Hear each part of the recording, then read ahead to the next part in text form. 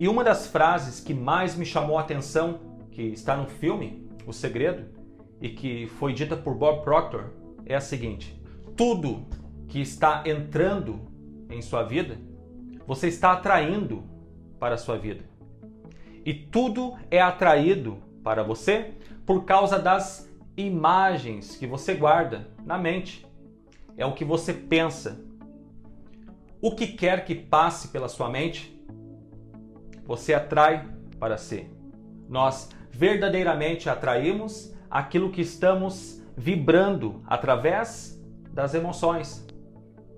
Em outras palavras, estamos comprometidos, consciente ou não consciente, de atrair aquilo que estamos emocionalmente vibrando.